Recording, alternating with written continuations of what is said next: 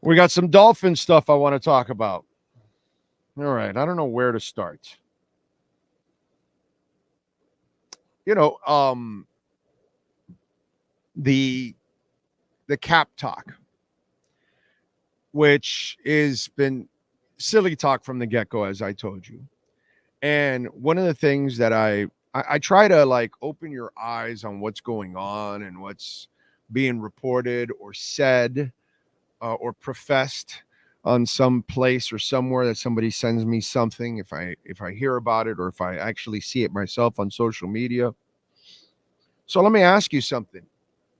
When it was cap hell by some, does that mean that they were stuck and they had no movement? Because that's cap hell. So now that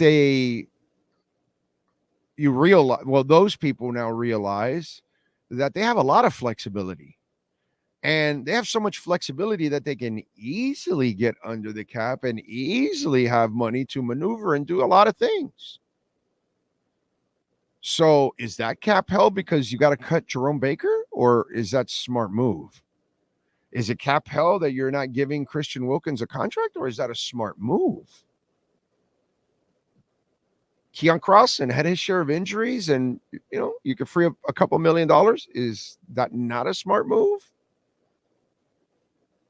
I'm not exactly sure. So how do you want to spin things here? When I say cap hell, that means you've got no movement. You're stuck. You got a bunch of dead money.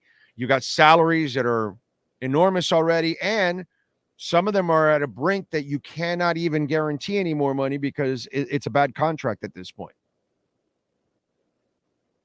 Like Teron Armstead, you really don't want to guarantee any more money with Teron Armstead. You want to have that window in 2 years to get the hell out.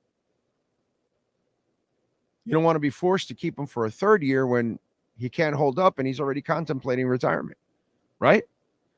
So I just want you to understand that cap hell, okay, the real definition of cap hell, and don't let anyone else explain to you what cap hell is, because clearly they don't understand it. But I get it. When you gotta you need to try to play both sides of it, 3 sides of it, 4 sides of it, and there's no sides of it. It's just one.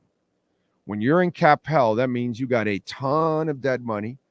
That means you got very little options and very little flexibility.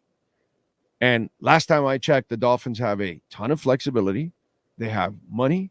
They have picks. They have opportunities to add players with no problem whatsoever. So I told you when cap hell is coming, didn't I? Have I not told you for a year now? I know everybody else is still trying to catch up, but I think we told you already that, it'll be fine this year. It'll be doable next year. It'll be near impossible 3 years from now. It gets ugly.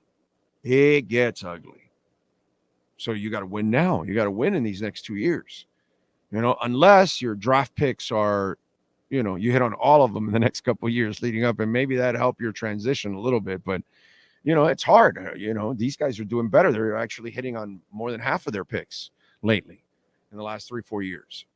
So, at least now you're hitting on picks, and you're going to lose good players and you're going to keep some good players, but you're not in cap hell. Not yet. And even if you pay Tua, like I told you, his real salary won't kick in for 2 more years. So let's, again, I get it. Sensationalism sells. Saying crazy ass shit, writing crazy ass shit.